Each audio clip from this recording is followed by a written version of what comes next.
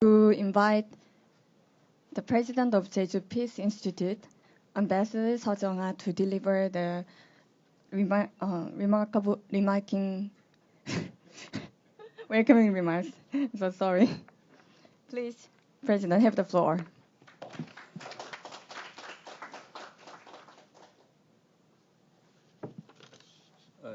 Thank you very much. And she's somewhat nervous, right?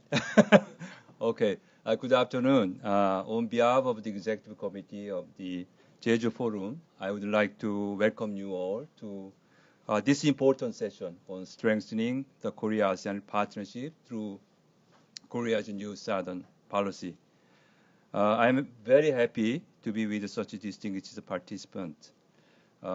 Maybe next Ambassador Lee will introduce all the participants, so I will skip introducing the participants. And also I thank them for accepting our invitation to attend this year's Jeju Forum. I'd like to thank Ambassador Lee Sun-jin for agreeing to serve as moderator and helping to organize this session.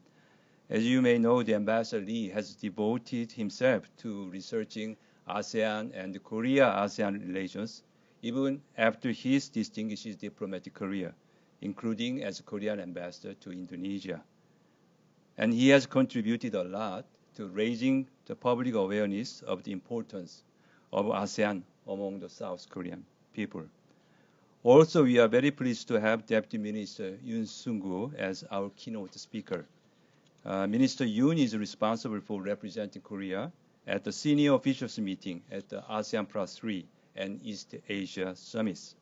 I thank him for taking time out of his busy schedule to join us today.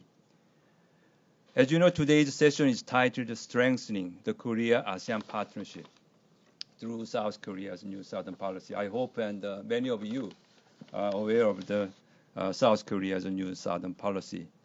You know, since its inauguration in 2017, the Moon Jae-in government has set out an ambitious strategy known as the New Southern Policy to pursue mutually beneficial cooperation and elevate Korea's relations with ASEAN on par with its traditional great power neighbors. The Ministry of Foreign Affairs has been at the forefront of developing the policy into a detailed action plan. That's why we invited Deputy Minister Yoon to deliver the keynote speech today. But as the saying goes, it takes two to tango. So however well thought out the plan may be, it cannot produce a successful result unless ASEAN countries themselves respond positively to our proposal. South Korea seeks to build a constructive partnership together with ASEAN partners, and their views and corresponding endeavor is invaluable in this regard. So it is in that hope that today's session seeks to draw on a diverse range of perspectives from our speakers from across ASEAN, and to hear their assessments of the new Southern policy and how to ensure it is a success. So I look forward to a very interesting and lively discussion, and I wish you all the best. Thank you very much.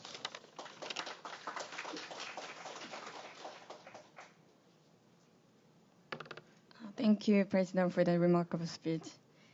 Now, I would like to invite the Deputy Minister, Yoon Sung-gu, to deliver the keynote speech.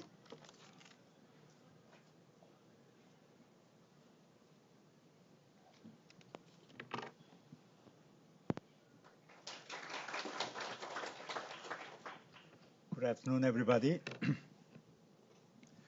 It's great to be here with you today, and I'm especially delighted to see the many young peoples, and also I'd like to acknowledge the presence of distinguished Ambassador Lee Sun-jin, His Excellency Ambassador Lee Sun-jin, and His Excellency Ambassador Seo, President of Jeju Forum, Excellencies and distinguished guests.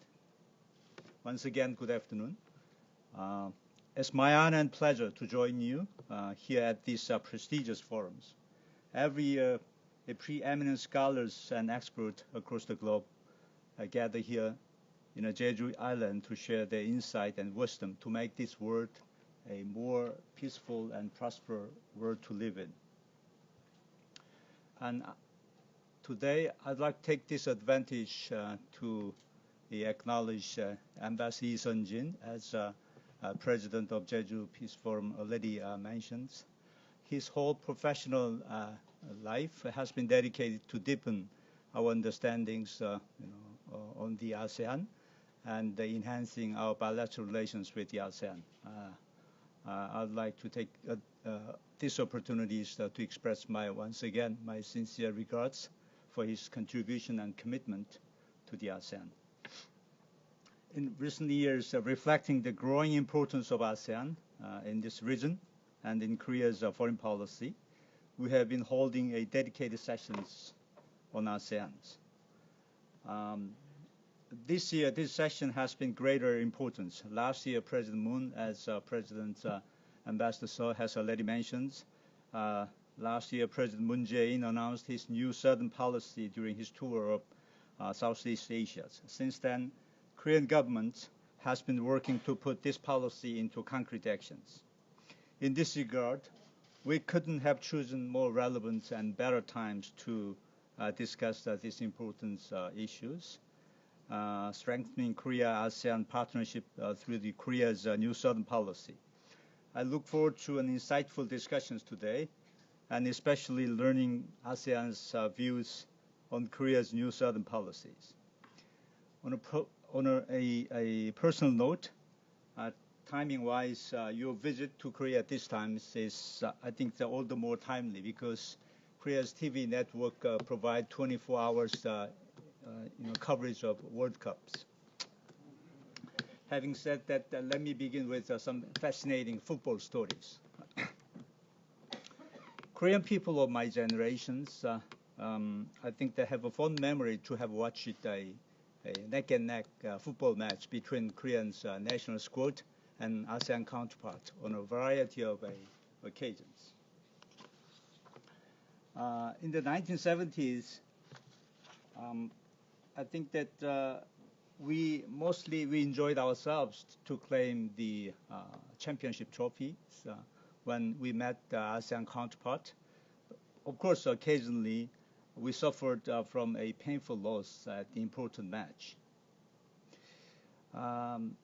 You have people of my generation have a clear memory of our fatal loss in Merdeka finals to the Malaysia, and also we failed to claim our trophies in King's Cups of Thailand. The reason I bring this up is because this concept is the very essence of our new Southern policies, actually. We work together toward a future where our countries would compete together as neighbors in a positive way so as to stimulate mutual growth. It is about creating a virtuous cycle between Korea and ASEAN for mutual prosperity and well-being of our peoples. And to this end, the Korean government aims to substantially elevate our cooperations. Now, you may ask, how then this elevation of cooperation take place? There are two channels at work. One is through the strengthening bilateral ties. We have perfect conditions, to be a good friends between Korea and ASEAN. I think that firstly, geographically we are neighbors. Secondly, we have no hidden agenda between us. Thirdly and lastly, this is the most important factors. We have similar look. So building on this already a strong partnership with each of 10 ASEAN member countries, Korea aims to promote exchange and expand trade, reinforce partnerships. The second channel is through the reinforcing regional cooperations. This means increased participation in and contribution to ASEAN-led multilateral mechanisms in this region, including ASEAN Plus 3, EAS, ARF, and so forth. It also refers to active engagement in sub-regional cooperations such as the Mekong ROK cooperations. When we manage to convene third commemorative summit next year, we are aiming at elevating the Mekong dialogue mechanism to a summit level. This shows our firm commitment to strengthen our bilateral ties with the ASEAN countries, actually. Making full use of these two channels, Korea is seeking to expand and deepen our cooperations with the ASEAN in three main pillars of people, prosperity, and peace. And in doing so, together build a community of shared future with ASEAN. Before further elaborating on the three pillars of cooperations, I wish to bring your attention to the fact that each of three pillars neatly coincides with three communities of ASEAN. The peace pillar with the ASEAN political security communities, the prosperity pillar with the ASEAN economic community, and the people pillar with the ASEAN social cultural communities. Therefore, the implementation of the new Southern policy naturally results in the further advancement of the ASEAN community as well. A truly mutually beneficial partnership, I believe. Now, among the three pillars, a particular emphasis is placed on the people pillar, grounded on President Moon's philosophy of putting people first. The new Southern policy takes a people-centered approach, which also resonates with the ASEAN's goal of people-oriented, people-centered communities. The fundamental idea here is to better the lives of our peoples through cooperations and dialogue. Hence, the stress is placed on the capacity building of human resources and enhancing mutual understanding and instilling the go-together spirit are given priorities. Specifically, we are aiming to reach a total of 15 million travelers to and from ASEAN by 2020. I have quite a fascinating statistics on the number of Korean visitors to ASEAN this year. Last year, we had 7.5 Korean travelers, to ASEAN. This would make a 67% increase from last year's members. In two-way exchange of peoples amounted to 9 million. So while the upward trend of our people-to-people exchange forecast an increase, policy measures that facilitate exchange, including lowering barriers to entry, can be considered in our plan of actions. So again, when we came up with the idea of convening third commemorative summits, we aimed at lowering our visa requirements. So the ASEAN Korean Center, Busan ASEAN Cultural House also will be instrumental in encouraging mutual visit. And we have many other programs to facilitate, the two-way exchange of peoples. There are already many capacity building programs supported by Korea that are underway in ASEAN. Some of them are government-led. Some are part of development assistance programs.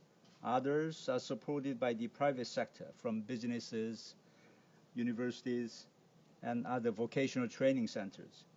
Korea's past economic growth based on its strong human capitals gives this program a competitive edge, and indeed many ASEAN officials, entrepreneurs, and students today came to Korea to train and study. As such, the new Southern policy also aims to substantially expand scholarship programs to invite more talented ASEAN citizens to study in Korea. I'd like to remind you that Korea came here from the ashes of Korean War. So I think that naturally we are ready to share our developmental experience with all the ASEAN countries. With regard to economic partnerships, Korea-ASEAN are already inseparable partners to each other, with a total bilateral trade volume of almost 150 billion US dollars last year. ASEAN is Korea's second largest. From the ASEAN's perspective, ASEAN is the fifth largest trading partner to Korea. Our target under the new Southern policy is to reach $200 billion by 2020. But it is not just about increasing the numbers. For our partnership to be both sustainable and successful, our economic cooperations must be mutually beneficial. To this end, Korea is making efforts to promote free trade through further liberalization of ASEAN, ROK, FTA as well, by working with partners toward the conclusion of RCEP, Regional Comprehensive Economic Partnerships. Korea also seeks to address issues of trade imbalance, which has long been a concern of ASEAN. Also, much emphasis is placed on nurturing and networking small and medium enterprises, which make up the very foundation of our economies, so they can take part in and benefit from the global value chains. Cooperations to harness the benefit of fourth industrial revolution, such as in e-commerce and digital trade, will also keep our economic cooperations relevant into the future. Again, the idea is here to create a virtuous cycle so that the growth in Korea will naturally lead to growth in ASEAN, which in turn will stimulate additional growth in Korea, and so on and so forth. We have experienced some turbulent period last year in the wake of a deployment of THAAD anti-ballistic missile systems. We suffered from around a 0.4% of GDP declines. So in other words, over dependence to certain countries is so vulnerable to any countries. This is lesson that we took from the past experience. I think that most of the ASEAN countries share the same concerns. By this the standard and yardsticks, I think that Korea has quite a perfect condition to be a good partners and reliable partners to ASEAN. The new Southern policy also addresses the issue of development gaps among the ASEAN member states. While this region already makes up over 28% of Korea's development cooperations, we will further expand and deepen our contributions to narrow the development gap and promote integration and connectivities. Finally, the peace pillar. The premise here is that the security of Northeast Asia and Southeast Asia is inextricably interlinked or inseparables. Moreover, with the growing connectivity and the interdependence of global economies, we are increasingly exposed to threats that are transboundary in nature, such as terrorism, natural disasters, and also to a new and emerging threat, such as in cyberspace. These non-traditional security threats are best tackled collectively through joint actions. Many efforts are already being made under the ASEAN-led multilateral mechanism in these regions, and we'll look forward to increasing our participation and contribution in this regard.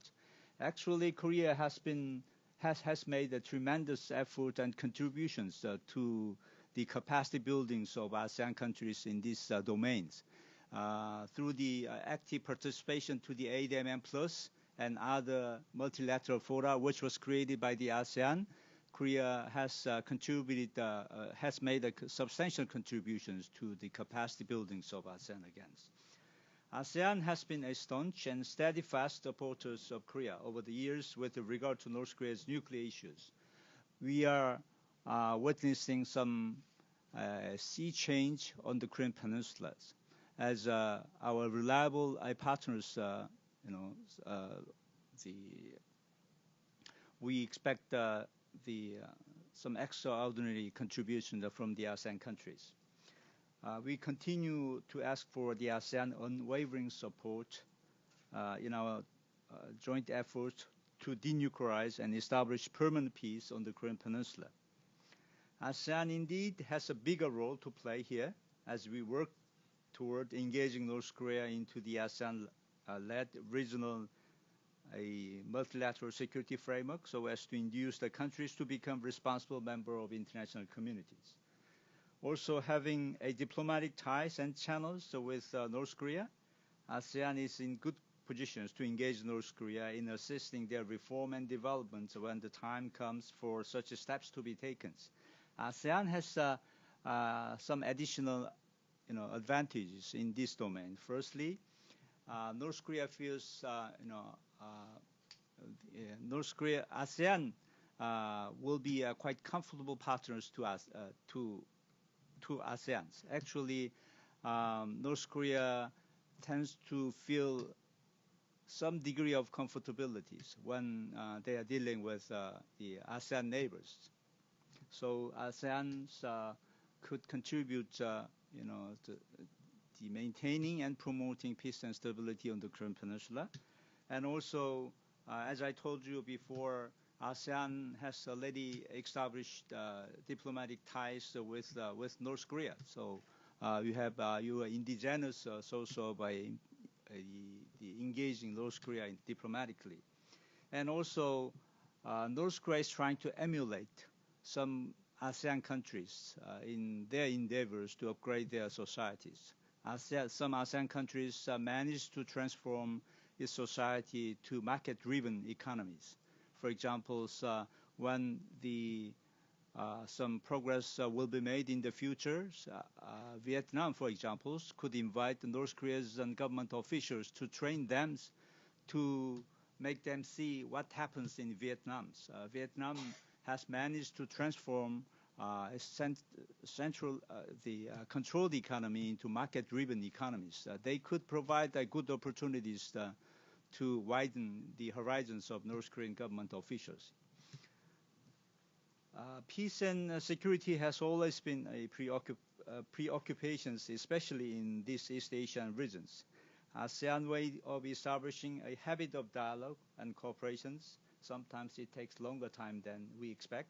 But anyhow, ASEAN's habit of dialogue and cooperation has led to the success of ASEAN in the past 50 years and in promoting peace and stability and prosperity in Southeast Asian regions. This has many implications for the Korean Peninsula and peace in Northeast Asian regions.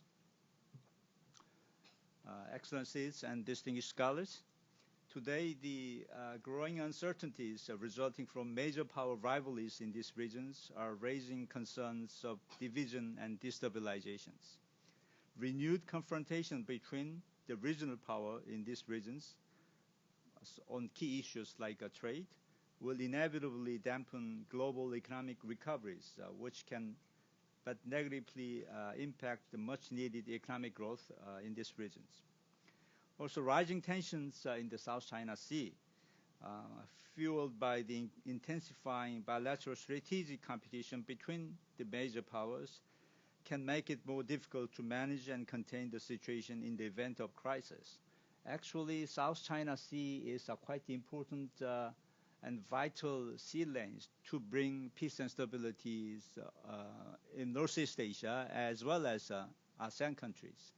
So we are pretty much concerned about the safety and security of South China Sea, and also we see we attach great importance on the safety of South China Sea. Basically, South China Sea is quite a barometer, could serve as barometers on the peace and stability of Northeast Asia. We highlight the importance of basic international law, such as rule-based international order, rule of law, freedom of navigation, and freedom of overflight. All these should serve as a guiding principle to settle down the dispute. Of course, we are not the party directly related to this dispute, again, but South China Sea constitute a very important vital sea lanes to bring the peace and prosperity on many countries in these regions. Therefore, as middle powers in this region that share a common strategic outlook, there's a growing imperative for great collaboration between Korea and ASEAN countries to mitigate strategic uncertainty, strengthen multilateralism, and sustain economic vibrancies for the well-being of our peoples. It is against this backdrop that the New Southern Policy was launched to expand and diversify our diplomacy and economic cooperations by elevating ASEAN-ROK partnership to a heightened level of shared interest. These days, many scholars mentions the strategic ramification of Indo-Pacific strategies. I believe Indo-Pacific strategy has been transformed from the pivot to Asia of Obama era. I didn't see a great differences between these two strategies. Of course, there are some minor differences, but in terms of stressing the importance on the basic international law, such as rule-based international order against the freedom of navigations and inclusiveness, all these are same in these strategies. In that sense, Korea also put some stress on the importance of the basic international norms, such as inclusiveness and freedom of navigations and the full implementation of international law and something like that. So I think that we could find some commonalities between the Indo-Pacific strategy and New Southern Policy. Also, we could increase our cooperations with China, which pursue relentlessly the One Belt, One Road strategies. The remarkable part of our policy, which is New Southern Policy, I believe, is it is a win-win formula for both Korea and ASEAN. Diversification not only benefit Korea, but the ASEAN as well. As I told you, as compelling evidence, ASEAN countries are also concerned about the over-dominance of certain countries in these regions. This concern could be shared by Korea. The wisdom underlying the old saying, don't put your eggs in one basket, applies equally to Korea and ASEAN. This is a part of wisdom behind the hatching theories of international relations. Indeed, ASEAN and Korea has been and continue to be natural and ideal partners that cooperate on equal footings. No historical baggage, no hidden agenda, no imposing of value and principles. The impressive achievements of past 30 years are testament to not only the value of our partnership, but also a commitment both sides have for each other. In this regard, Korea looks forward to working closely with ASEAN for the mutual benefit of our peoples as we put the new policy into full actions. Once again, I would like to welcome all our foreign participants to Korea and to this beautiful island of Jeju. I look forward to our discussions today, which I'm sure will contribute to Korea's goal of building a future community with ASEAN. Thank you.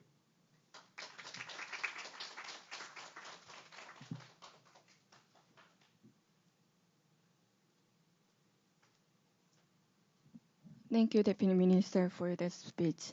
Now I will turn it over to the moderator to begin the session. Thank you. Oh, thank you very much. First of all, I have to thank to Ambassador So and Minister Yoon for your extraordinary the compliment extended to me. Thank you very much. And it serves as an encouragement for me to do more to promote Korea and ASEAN relations. And thank you, Minister Yoon, for your very comprehensive explanation of our new Southern policy. Thus, you save a lot of my time, and you save a lot of my energies. Otherwise, I have to spend so much time. But thank you very much for that. And we have now just 60 minutes to discuss the topics on what I suggest. I suggest the 4 topics. Actually, you can see on the screen. The 4 topics. First one is ASEAN and the Korean ASEAN joint efforts to contributing to denuclearization issues of North Korea. So usually whenever we talk about the Korea-ASEAN relations, we talk about the economic cooperation or social cultural exchanges. But as time goes on, we now turn to our the cooperation, or we need the ASEAN's the help in the process of denuclearization of North Korea. So in that is, I take it. Means you don't take it the last part, but I take it the first part. So we discuss it about the 20 or 30 minutes. But as I said, this is for what we need is action programs. How we can take action to denuclearize of the North Korean the nuclear issues. Another one is how we can bring the stability on the Korean Peninsula. So we have the rhetorics, we have no causes already there, but in making new southern policy, what do we need is action programs. So we have our own, but we in this forum we can hear more from each panelist. That's the second one is so just in the Korean ASEAN joint effort, I'll be able to participate in ASEAN digital economy initiated by Singapore. The ASEAN. Third one is in general terms how we can strengthen our economy and the cooperative ties, economic or political or social cultural ties between South and North Korea. I'm sorry, non-North Korea, Korea and the ASEAN. And maybe in fourth items, we may not, if time allows, we slightly touch, but don't think I have time to touch on the fourth one. So mainly focus 1 to 3. Before I give the microphone to you, just let me briefly introduce each the very distinguished panelist. The far left,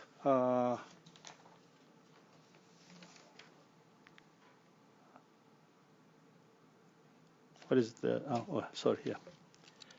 Far left, we have the from Thailand, Professor Kiti Surasu. He is Vice Rector for International Affairs, Thammasat, the most prestigious university in Thailand.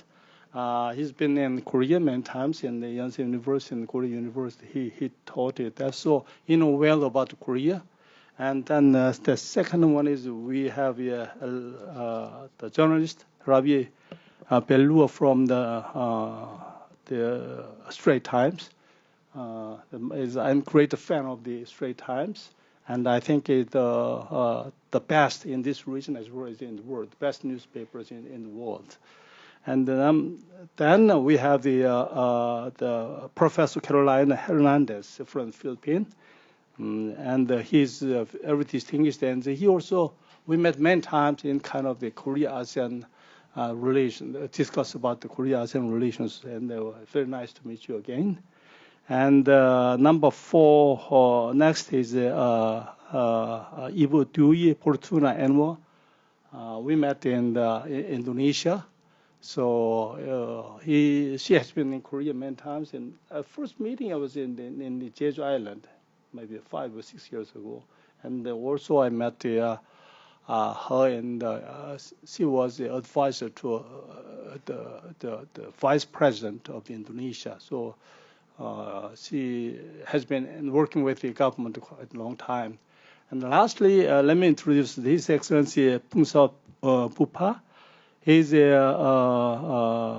former minister of Laos, and he was a former vice foreign minister of the Laos Foreign Ministry. And very interestingly, he was ambassador to North Korea. It's a long time ago, maybe 15 years ago. So I would say the panelist is the best Korean hand in each country. So we can have very interesting discussions on the topics I suggested. So without further ado, just let me first. So as a time constraint, I'm sorry, but just each the panelist, we can make several rounds. first round on that's the nuclear issues of the North Korea. Just I would be appreciated if you do it in like 3 or 4 minutes in each chance. So first, who is going to open the, maybe I can recently, Ravi, you wrote about the Korean in Singapore. You also watch the North Korea and the Kim Jong-un and the Trump summit in Singapore. So you can tell me about it. I read your article on the summit, but you didn't suggest what kind of the work we have to do to push them, push North Korea, South Korea, the America to move toward the denuclearization. Can you start with that point? I'd be appreciated if you make any suggestions. Particularly, you are the chair, ASEAN chair country. It is, yes. Okay, so and we are going to have the ASEAN regional forum in August, in early August, 1 to 3. So all 4 ministers of North Korea will be there, and he will meet with the American foreign minister, with the South Koreans and the Japan. So can you tell me a little bit about that? What kind of contribution you can, ASEAN or Singapore can do? Ambassador Lee, thank you very much for your very kind remarks about the Straits Times. We try very hard to be balanced. We do not take sides, and I don't think there's another newspaper that can say that it publishes every morning without an agenda, which is what we are. And thank you for recognizing that. And Ambassador Sir, thank you for inviting me back to Jeju. We've been friends for a long time, and I've always appreciated your efforts at promoting Korea-Singapore relations and thing. And Minister, many of my prepared remarks were in your speech completely. In fact, I got worried that somebody has been tapping into my computer, and And I must say that if even half or 3/4 of what you promised comes to fruition, then I think you're going to look at a wonderful relationship going forward. Because in the past, we had President Lee at the Shangri-La Dialogue, and he spoke about the new Asian initiative and all that. But we found that South Korea got sucked back into the issues of Northeast Asia that you didn't pay enough attention. And personally, my worry now is that now that things are getting better, that your attention will be so focused on the North that you'll forget us in the South. So it comes as a big, reassurance, what you said today. As far as the summit is concerned, a lot of people think that ASEAN is not directly affected by the nuclear situation, but it is. And I'll tell you why. If you look at Japan, why is Japan vulnerable to North Korea? It is because of the fact that they host so many American military facilities on the island. Otherwise, I don't think the North really thinks that Japan is going to come back and colonize them again or anything like that. It's really that drives that, focus on Japan. And for the same reason, there are many countries in Southeast Asia that host American military facilities. So, you could say that we are much closer to North Korea than is commonly believed. I think Prime Minister Lee had a throwaway comment in an interview to Christian Amanpour the other day. That we might be 8 hours or 9 hours by plane, but we are, it's much less by missile. And I think this is what he had in his mind when he said that. So I think the very fact that this summit was held in Singapore is a testament not only to Singapore, but I think we should take credit as ASEAN that both countries, both parties felt reassured that they could come to the current chair of ASEAN and be hosted to a summit that is meant for bringing normality not just to one corner of Asia, but it affects all of Asia, because the cosmetics of what has been going on in the last 2 years in Northeast Asia has affected risk profiles of investors and everything else. So to that extent, I think we're happy that we were able to play a small part in that process.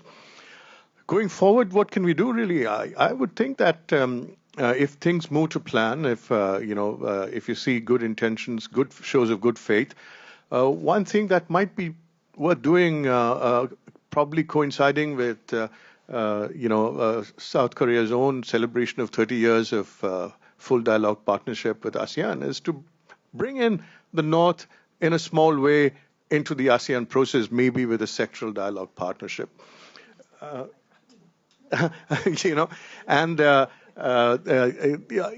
think a lot of people talk about the Vietnam model and all that, but I think it's also important for us to think of another model, which is the Myanmar model, and the way that ASEAN helped socialize Myanmar and bring it out of its isolation. Because I think the situation, if you look at North Korea, it is a lot like Myanmar in terms of its isolation. Because Vietnam, even if it was under a communist regime, was not so isolated. So I think the lessons that we learned from the Myanmar experience that could come useful in the North Korean thing. And I don't want to monopolize this conversation, so I'll just pass it back to you, sir. Thank you very much. Just one small question. When North Korean leader was in Singapore, he invited the Singaporean businessmen to Pyongyang. How is the responses from the Singaporean business community? You think will be refused, or any enthusiasm from the Singaporean business community on that part? Well, Ambassador, I think one of the features of our businessmen is that they tend to take a lot of cues from the government. And I think as the relationship normalizes, Singapore has been very tight on sanctions. They've been very fastidious in imposing the sanctions on North Korea. And as these sanctions go, and you cannot have a business relationship until those sanctions go. And I think as they go, I wouldn't be surprised that the Singapore businessmen would be there. But for that, the other side has to move first, which is, Next is we just make a round. It's Professor Kitty, you say something. The Thailand is the next year's the chair country of the ASEAN. So do you expect some surprise? And the Korean can expect some surprise in next ARF meetings or other EAS meetings? Thank you, Chair, Ambassador. I think Thailand or ASEAN in general is a very good option for the Korean Peninsula peace process in general, because the fact that this year summit between President Trump and Chairman Kim taking place in Singapore is very significant for ASEAN as well, because Singapore is the chair of ASEAN. And in fact, before deciding to host the summit in Singapore, there was a discussion whether to go for Thailand or Singapore. So that means ASEAN country came out as a very neutral venue for very difficult negotiation or summit.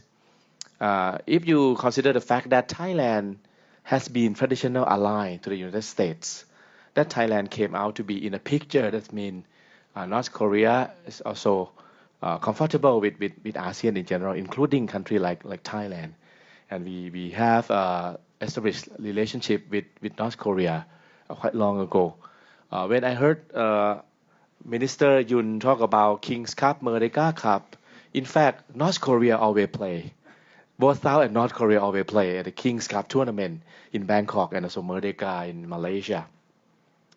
I recall in 1978, when I was a young kid, there was a final game of football in Asian Games for gold medalists, for gold medals. North play South Korea in Thailand, in Bangkok. And we said at that point that, that may be the beginning of the peace process between North and South Korea. That was 1978. But that's not happening from that time. Anyhow, I think in the peace process between North and South Korea is a long process. I think during the process, ASEAN can contribute in terms of monitoring, overseeing the process in North Korea. I think North Korea quite trust ASEAN country as well. So in that process, ASEAN can contribute. And also for the chairmanship of Thailand, this year we would look closely to the ARF, which would be happening in Singapore. But that's not enough because the wrong process of peace process, denuclearization process. Next year we have to be continued in ASEAN process in the Thailand chairmanship of the ASEAN summit. And also many related conference as well. So we look forward to positive role of ASEAN in contributing to the peace process in the Korean Peninsula and the denuclearization process. Thank you. Mr. Minister, you have the experience with North Korea. It's a long time ago, and also maybe North Korea, you can make some suggestions to North Korea because Laos still under the socialist economy, but still you bring it the foreign investment a lot. I'm so surprised in the last 2 years ago there, so many foreigners coming in, the investment here, and you open up. So you succeeded in bring market economy into Laos, the socialist economy. So can you tell them things to North Koreans? Or, Thank you, Mr. Moderator, Excellencies, ladies and gentlemen. First of all, I would like to express my sincere thanks to the organizer for inviting me to this Jeju Forum for Peace and Prosperity. So far as I know, that it is the first time also that Laos has been invited to this forum, although that already 17 years Jeju Forum exists. But never mind, we follow closely the Jeju Forum. But this year, so as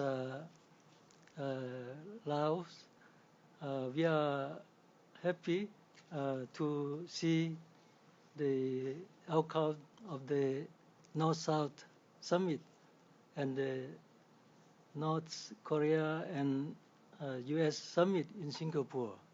So it is a historical summit and is brought a successful outcome. I, as Mr. Moderator mentioned, that used to be ambassador of Laos to China and North Korea at the same time, but it was a long time ago, more than 20 years. And Laos joined ASEAN in 1997. But before joining ASEAN, we have been observers since 1992. And in 1994, we already have been involved in the ASEAN Regional Forum. I myself was some leader for the Laos delegation for so since then, since the first ARF, and I made also the South Korea delegation, and we didn't have the diplomatic relation yet, but we have a good relation with North Korea. But as we were prepared to join ASEAN, we, of course, we have considered to meet the Deputy Minister of Foreign Affairs of South Korea about the establishment of diplomatic relations. So I was a vice minister at that time. So I have considering, I have made a proposal to the government. So we decided to establish the diplomatic relation with South Korea in 1995. And I came to Seoul on the 25th October 1995 to sign the joint communique myself. And so, but if you like to know that in North Korea, so at that time, so you know that North Korea so was thinking how to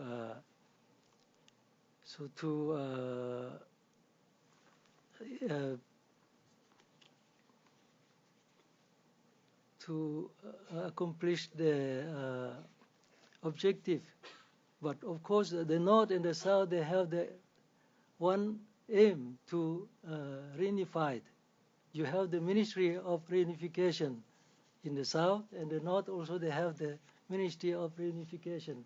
But 65 years since the end of the Korean War, now we can see we can have a great hope with the peace declaration.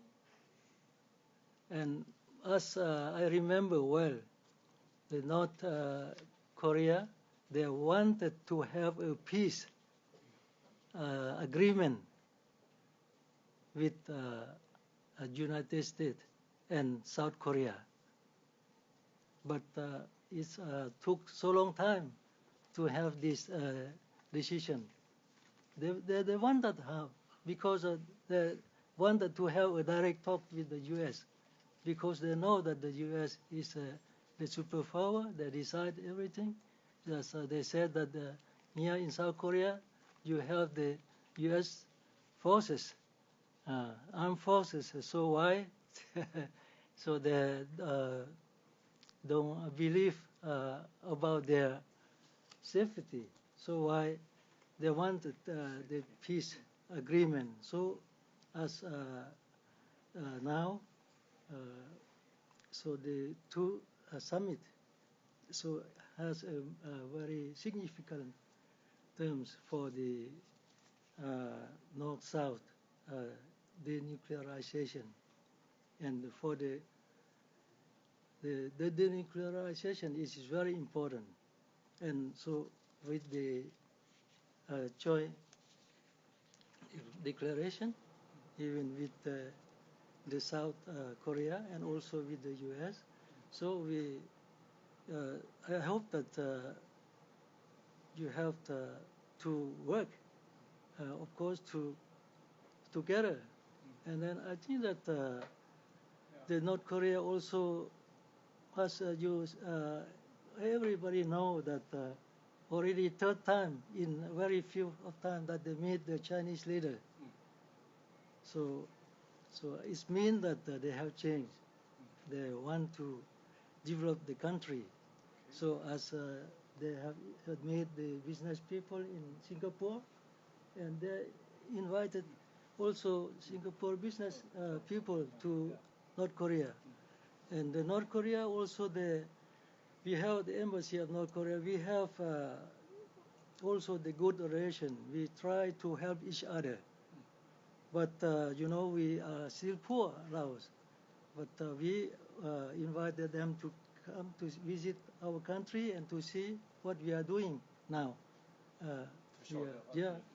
And that's so I wish the continuation of the peaceful, and maybe more discussion on that part. Okay, thank you, Mr. Minister. And then Ibu Dewey, we are there a lot. As I said in the morning, you were present at the times when I was the ambassador to Indonesia. I planned to go to North Korea and southern North Korea at the same time. So, how about do you think it will be tried again by your new president? Okay. Firstly, I would like to thank the organizer, Ambassador Su, for inviting me to beautiful Jeju again. I'm very happy to be here. And like all the rest, I think Minister Yoon has already said everything that needs to be said in this panel discussions. And being, one of the last speakers in the panel, I'm just repeating what we've been saying. Firstly, I do believe that possessions of nuclear weapons is not something that you have simply for the sake of it. Usually, possessions of any types of weapon is related to feelings of insecurity. And possessions of WMD is clearly, something to do with acute feelings of insecurity for many countries. Most countries in the world do not have WMD. Southeast Asian countries, South Asian region has actually declared itself to be a South Asian nuclear weapon-free zones, despite the fact that many of us in the past had confrontations and conflicts with each other. So we need to view the possessions of nuclear weapons not simply as, such and such country has a weapon, but the whole environment or the whole ecosystem. So the most important thing is how to make North Korea feels that it is secure, that it can feel as a normal country living at peace with its neighbor, to be able to engage with the region and live as a productive member of the international community. And ASEAN, I believe, either through the association as a whole or individually, the member countries can help in assisting in terms of confidence building measures and trust building. Firstly, as the Minister has already mentioned, almost all, and Ambassador Su also mentioned, I think all of the ASEAN countries have diplomatic relations with North Korea. Indonesia, like Laos, in fact, developed close relations with Pyongyang before even developed relations. We saw Indonesia develop relations with North Korea in early 1960s, while with South Korea was only in the 70s. We used to have a Jakarta, Hanoi, Pyongyang, Peking axis, after all, during the President Sukarno period. So that continues to, and Indonesia, as you remember, tried to play a role at the request of South Korea when communications was very difficult with North Korea. Now, I have a number of practical steps which Ravi has already, in fact, already outlined, but also the Minister in his speech.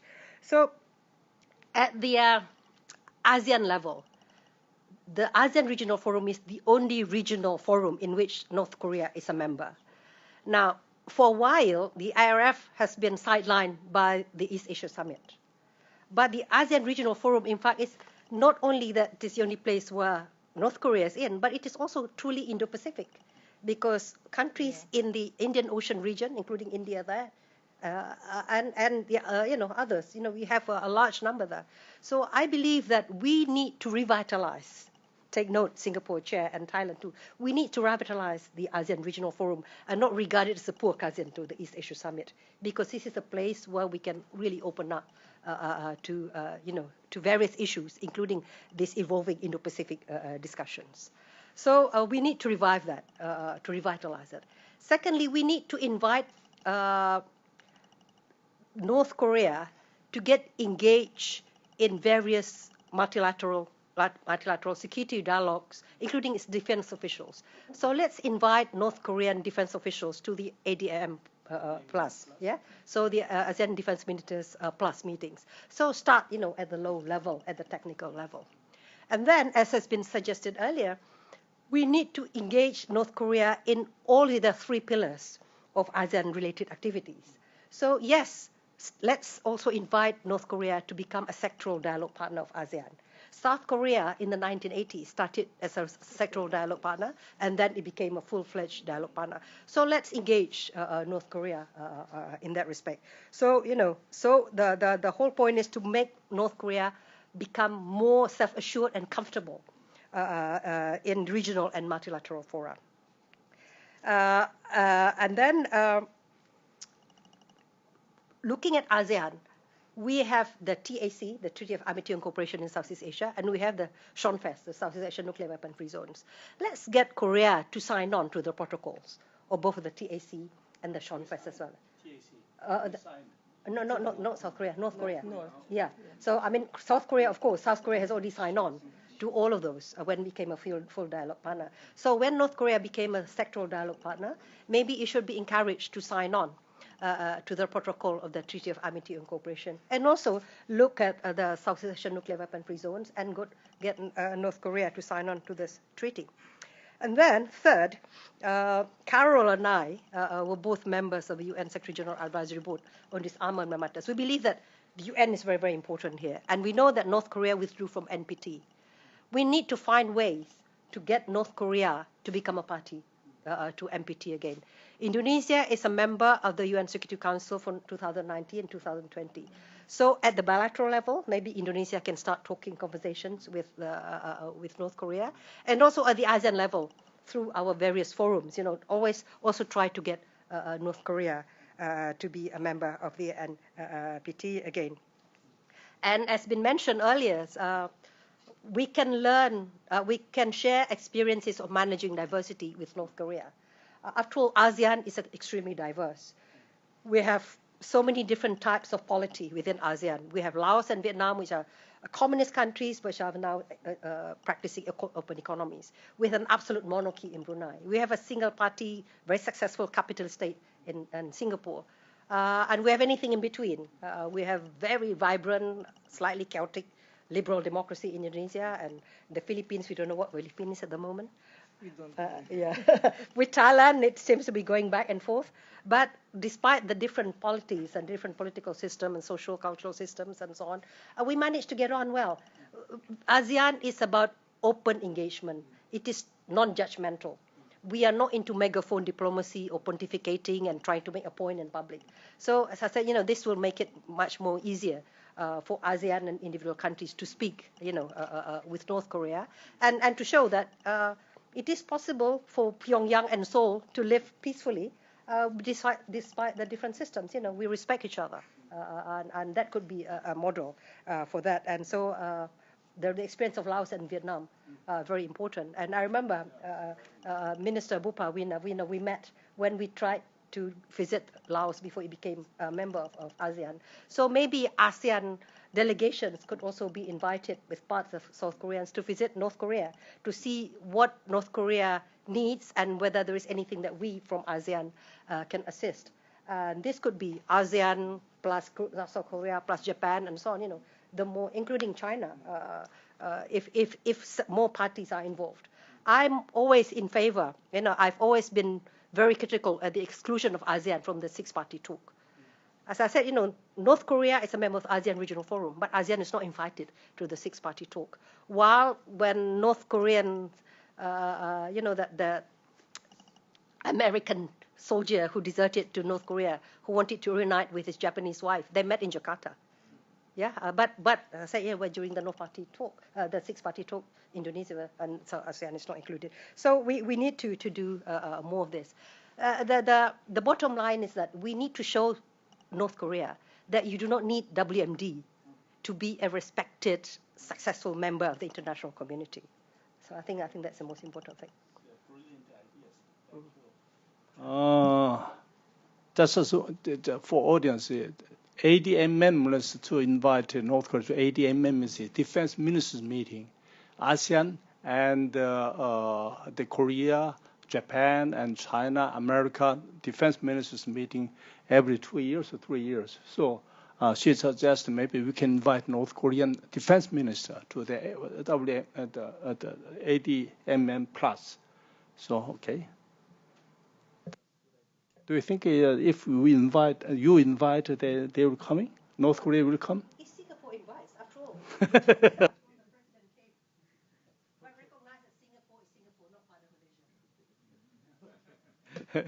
And Professor Hernandez, you can. We touched too much on the political and the economic things. Always I remember you very good contribution to social and cultural. I want to contribute to the discussion as well. But first of all, I'd like to thank Ambassador Su for inviting an old fogey like me. In the Philippines, we have a saying, she's older than the person that dug up the rivers, and I'm that.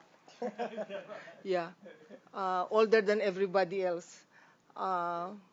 Secondly, I'd like to thank you, Ambassador Lee, for moderating us, but I'd like to thank the Minister Yoon also for a very comprehensive overview of, I will say, ASEAN-Korea relations, because I'm from ASEAN, not Korea-ASEAN relations.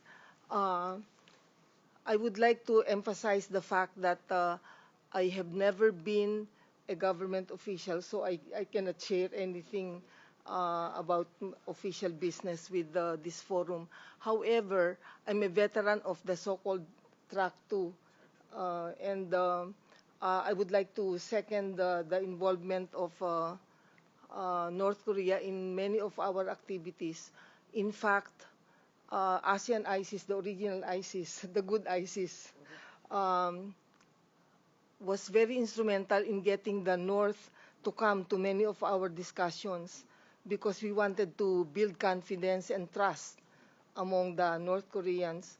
I remember that it was the late Nurdin Sopi that tried to engage the North. And I think it's going to be very important to do that because at the official level, it's very tough. You need to go through governments, etc., etc. But in the track two, you don't have to do that. I might not have the opportunity to say things about the New Southern Policy, which we appreciate very much. But I'd like to say also that we have to emphasize the fact that the agenda of the New Southern Policy is already in the ASEAN-Korea Center, the ASEAN-Korea Center in the Council. Yes, the agenda is North Korea. Yes. If anything, yes. We would like to get the North Koreans to come through the track 2 level, and discussions.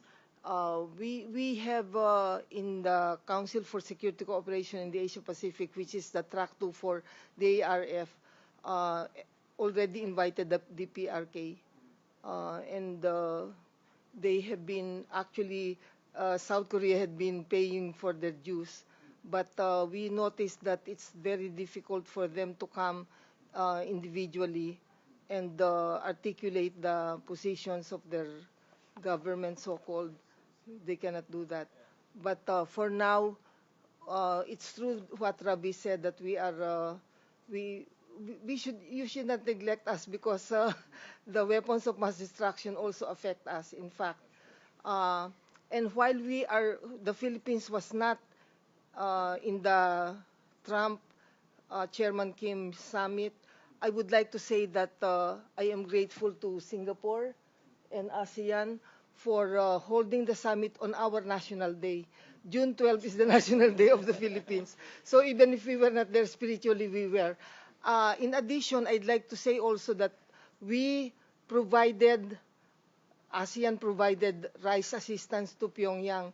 And one of my students is the one that carried I don't know how many billions of tons of rice had been taken to Pyongyang during the time that we were meeting in Singapore as ASEAN. The person that brought the rice to Pyongyang was my student in one of my classes. Yes. The rice provided by Vietnam, but yes, Singapore. Yes. Yeah. So that's important. And in regard to explaining, because the New Southern Policy, the nuclearization and all that, do not require only the efforts of the South Koreans. It is a task of ASEAN as well. So we are in this together. And in this regard, I think that it's important that we take practical steps and not rely on the articulations by our governments about this. Thank you. Professor Fernandez. Actually, two gentlemen, you also had some additional. Just we have to move on to the next agenda. Yes. Before that, if you want to say something more, please. I think I would like to summarize to what our ASEAN colleagues said. I think ASEAN country can contribute to the peace process or denuclearization in the Korean Peninsula on three M. First, meeting. The first M is meeting through the ARF. With thanks to Devi on the revitalizing of the ARF, and also maybe invite North Korea to the ADMM or other sectoral corporations. So secondly, I think mechanism that ASEAN can offer, a mechanism that can invite, can engage North Korea to cooperate with ASEAN, and then they can be more comfortable. The analogy that I gave on the Asian Games soccer in 1978, 40 years ago, I would like to mean that ASEAN country like Thailand and also Malaysia, other country, we offer the neutral venue for North and South Korea long time ago, and the match ended in the draw. 1978, the match ended in the draw. So very good. And the last M is monitoring for the denuclearization of North Korea and also some monitoring development in North Korea. I think North Korea would be comfortable if we have ASEAN to go to monitor or oversee. Thank you very much. 3M. Thank you. Yeah, I will keep in mind the 3M. How about Ravi? Anyone? Do you want to say anything more? Then otherwise we'll move on to next. No, not really, Ambassador. It's just that I would only say that it is not in ASEAN's nature to interfere. So it'll have to be done at a pace that is comfortable to the two Koreas. So ASEAN will respond positively to your outreach. But I would be very surprised to see ASEAN. Well, both Koreas, I think, both your Korean hands need to clap for this concert.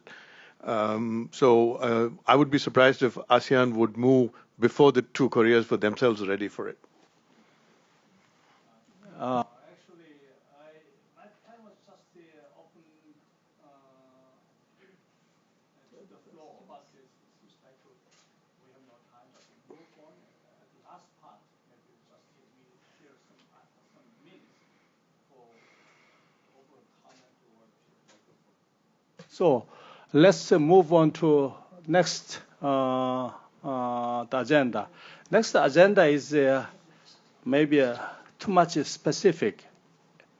ASEAN, actually, digital economy, ASEAN digital economy in each country, is to be more specific, like e-commerce or smart city and the payless, the cashless payment of that.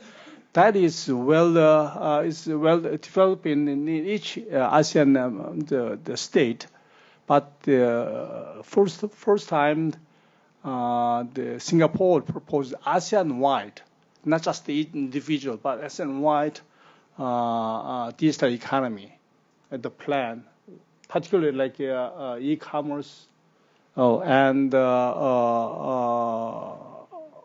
what's the smart city, establishment smart city, and you select 35 cities out of the ASEAN 10. So maybe we can have just a few minutes on that point. Anybody wishes to tell your country's situation or any suggestions? You want to say something about that digital economy of the ASEAN? Actually, many Korean businessmen are very much interested in that ASEAN digital project, the policy of the programs. So anybody can. Maybe some of our business, the audiences, maybe Korean businessmen, they wish to hear from you on that ASEAN digital economy or e-commerce or smart city. Can you say, okay? I think this panel should be very brief because most of us here are political scientists, except Ravi as a journalist knows everything. But as a political scientist, but also someone who is beginning, at my age, although slightly younger than Carol, I have to learn from my children how to order food digitally through the phone, for example. In Indonesia at the moment, and I think in the future, this is the way forward. This actually, the digital economy is leapfrogging, overcoming the physical barrier of infrastructure. It is a platform which enables small and medium enterprise business men and women from different parts of Indonesia, to be active, and those who can cook and those who can make interesting products without having to own a shop, they just go into and advertise through the internet. So this is the way that our children are already operating. That's how you order your motorcycle, taxi, and your cars, and so on. But as you know, Indonesia is very big. And we cannot really say that the same kind of broadband, the internet connection, and the fintech, the financial system that can support this kind of digital economy is well spread throughout the country. It is a different thing when you're talking about Singapore. or Jakarta, you can talk to apple. But Singapore, 250 million Indonesian populations spread across the continental archipelago, that's a different proposition completely. So at the bilateral level, Singapore and Indonesia, in fact, has just signed an agreement about smart cities arrangements. So instead of tackling the whole of Indonesia, Singapore is actively assisting certain cities and towns in Indonesia where the local leaders are visionary enough to realize the importance of everything, having a more smart city management. So in this way, maybe Singapore and also Korea here can assist in accelerating this development of a digital economy within the ASEAN region. The most important thing is that, this is I mentioned again and again, and it's been stressed by the Indonesian president, whatever program that we have, it should be inclusive in nature. Now, the digital economy can work both ways.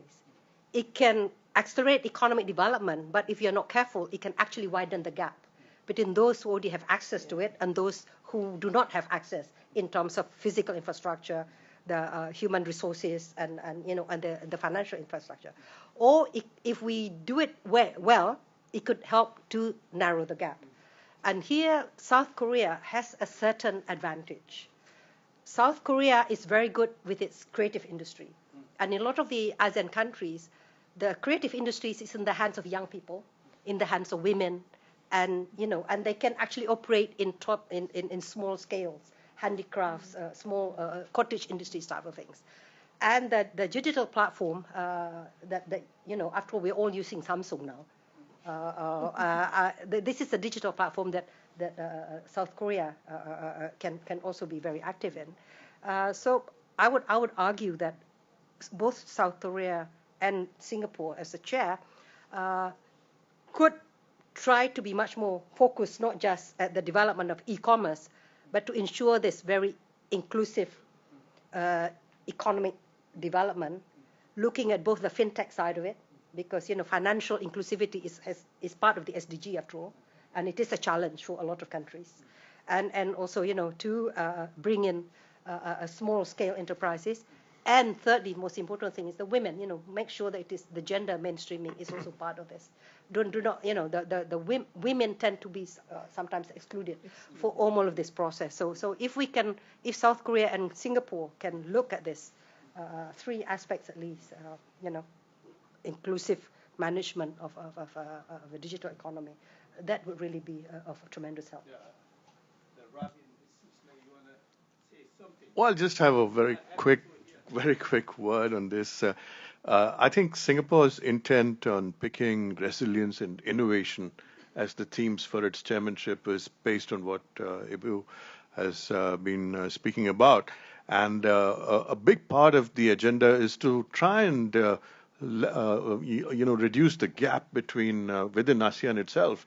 As you know, there are three-speed ASEANs. There's Singapore, which is at par with you, or I should say you are at par with Singapore, because and then there are countries in the second rung, and then there are countries in the third rung. The CLMV countries are, and I think for Korea there's a huge opportunity, given your strengths in ICT, to work with ASEAN on this in a very realistic level on the ground, especially in the Mekong region. Minister alluded to it by saying that you wanted a summit with the Mekong countries, if I heard you right. Of course, it's a different matter that your current budgetary allocation is just about $1 million. I don't think that will get you very far, Minister.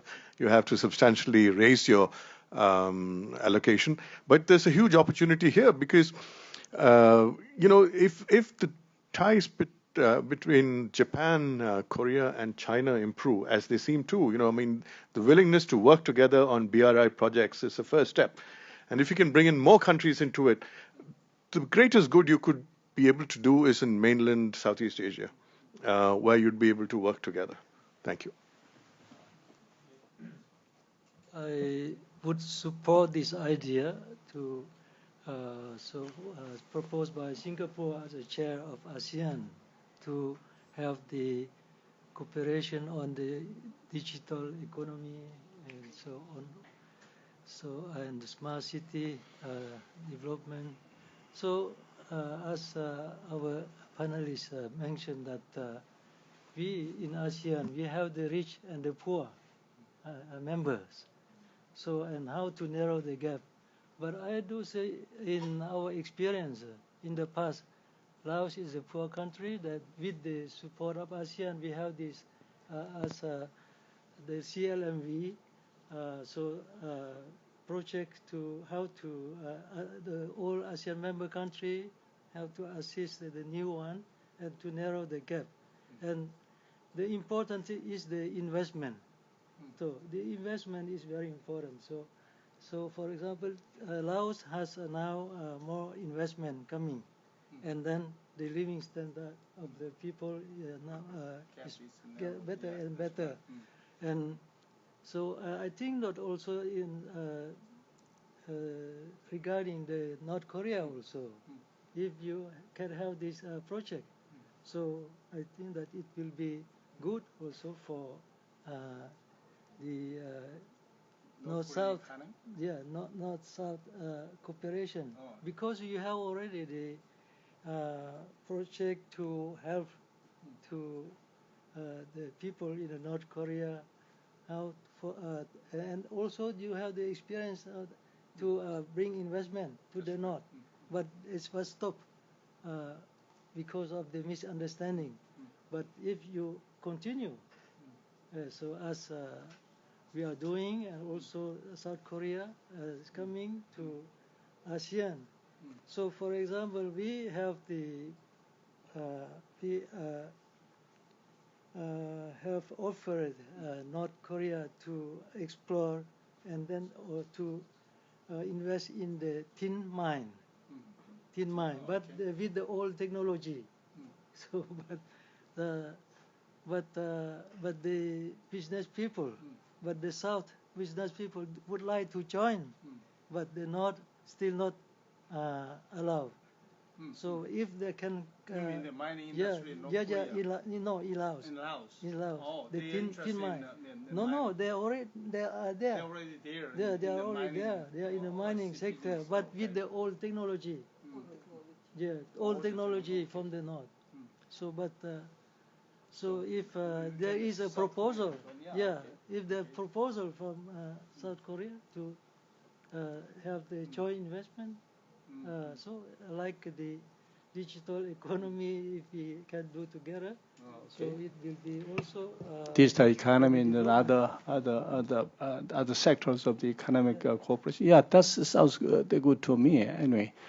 And we have now 7 minutes to go. So the last part is how to strengthen now the no nuclearizations, no any the digital economies. How we can strengthen.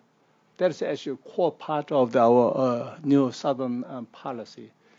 So you just, I'm sorry, you give me just 1 minute each of you to tell me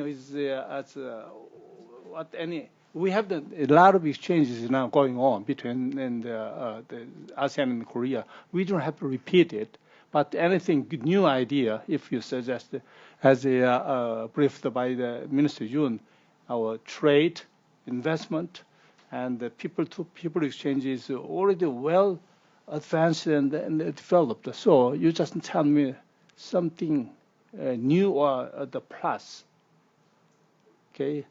From Professor Kitty, and they will be finished at the Excellency, the last. Thanks so much, Chair. I think I have three propositions here. Again, I think Korea should have some flagship projects. Okay. Very outstanding projects, which can be emphasizing on the point that we have just discussed on smart city, and also creative economy. Smart city and creative economy is the area that most ASEAN countries look up to Korea. We very admire Korea, how Korea has developed in that area, and we would like to learn more from Korea. And in fact, under the pivot strategy by President Obama, there was a scheme called Creative Economy Initiative. creative economy initiative, the cooperation between Thailand and US, but that not get through that much. Why? Because there was no business underpinning. But the case of Korea, I believe there would be a lot of business interest that can be involved, and then for win-win cooperation. So flagship projects on smart city and creative economies. Secondly, on cultural exchange, I think Korea had a very strong advantage, but Korea need to do more like a two-way exchange, rather than just selling pop culture to or pop cultural products to ASEAN. I like Thai the movie very much. Okay. Okay, two-way exchange. Third, multi-actor exchange. I mean, in Korea you have a lot of NGO, Samaritan group and so on, but unfortunately they are not that active in ASEAN country. Unlike some country, they send a lot of Samaritan groups, NGO group, to be very active in Southeast Asia. So Korea can work more on that area. So it can be multi-actor exchange between Korea and ASEAN. Okay. Thank you very much. I'll just talk about three issues. First, I think for your new Southern policy to succeed, you should realize that for Southeast Asia, for ASEAN, trade is strategy. Okay, trade strategy. Trade is strategy, and your trade has actually been stagnant. So if you want to reach that 200 billion that Minister mentioned, you can only do it through first the digital space. That's one where you can get big growth.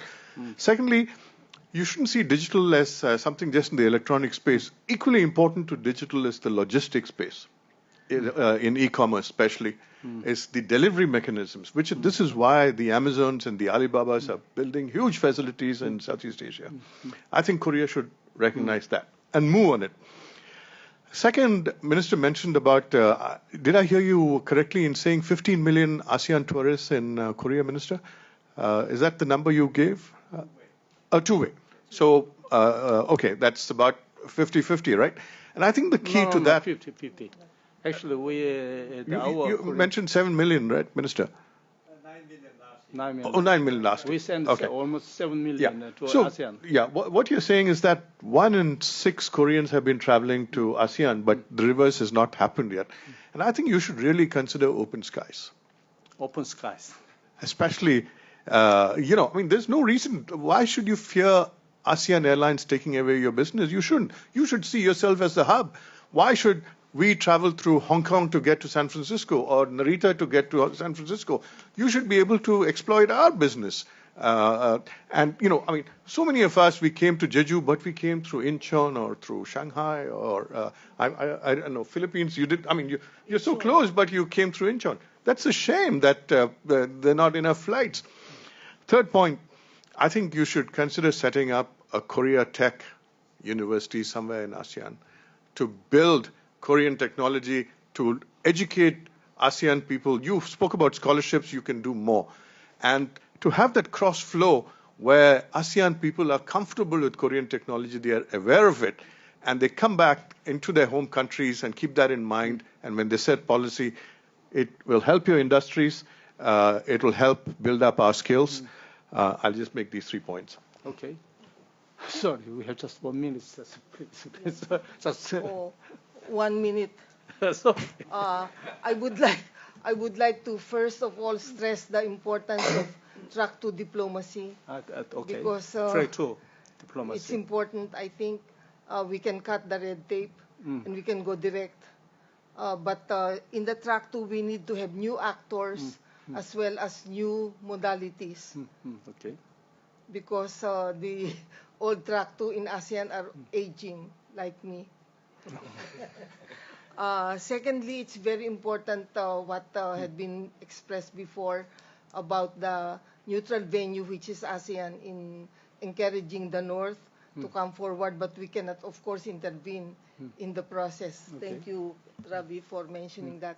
And finally, I would like to say that because of the inter-Korean dialogue, maybe we are seeing a new era where we can hear from our Korean partners an engagement with the whole world rather than with the Koreans only. Thank you. Okay. Okay, thank you. It was music to my ear to hear the explanation from Minister Yun about the new Southern policy, the broad-based Southern policy, and its emphasis on people-centered. Forgive me for being very un-Asian here and being very frank. I've been very critical of Korean investment policies in Indonesia in particular, because there's a lot of Korean investments in Indonesia, there's a lot of manufacturing industries, but it's very poorly managed in terms of interpersonal skill of the Korean business operating in South Asia, including Indonesia. There have been a lot of labor disputes, labor fights against Korean managers, and they've been handled very, very badly. So I've warned our Korean friends, including the ambassador and the offices in Jakarta, remember what happened in 1974. Before 1974, the Japanese were considered as economic animals. They just came in with their money and invested, but they kept to themselves. They went to Japanese shops. They shopped in Japanese groceries. They went everywhere as a group. And then there was this anti-Japanese riots, and that forced Japan to change its policy. It led to the Fukuda Doctrine of 1977. It broadened the base. And I said, Korea, before the kind of demonstrations occur against Korean businesses, Korea should be much more sensitive, so much more culturally attuned. Do not separate between business activities with cultural sensitivities, the awareness about the social dimensions of it. So do not do one pillar on social cultural issue, one pillar on business, and one pillar on other things. They are all interrelated. So very, very important to educate your business people about cultural sensitivities, that Southeast Asia is very diverse. Within one country is also very, very diverse. So include in the dialogues not just the usual suspects like us, the political security specialists and the economists. Bring in sociologists, bring in anthropologists, and it should be a mutual dialogue to aspects. So I'm very, very happy to hear the explanations about the new Southern policies. But as I said, avoid the silos approach also within your policies. Bring in all the various people and engage both at the governmental level, the business communities, and the think tank communities, but also the fourth aspects, the NGOs. They are the people who are actually helping on the ground level. Thank you. The Excellency, you are the last speaker. Thank you. I'm happy to hear what the minister say about to revitalize the Mekong project. So, the Mekong is for the Mekong riparian state, but not ASEAN. So, before Malaysia initiated to have the Mekong Basin Development Cooperation, but so since other members, so there are no direct link with the Mekong, so they are not reluctant to join. So now we have the Greater Mekong Sub-Regional Cooperation funded by ADB and the Japan Mekong. We have the Korean Mekong before, but if you would like to revitalize this project, it will be good for the Korean investment. We know that Korea is an important investor in this region, and so we appreciate this new Southern policy, and so thank you. Okay, thank you very much. No time to make any comment to addition to just actually new Mekong summit is quite surprising to me. I think China is only have that summit, but Korea is to be additional summit. Then Malaysia is not there. Indonesia is not the Mekong countries, so they may complain too. Anyway, that's my. Thank you very much.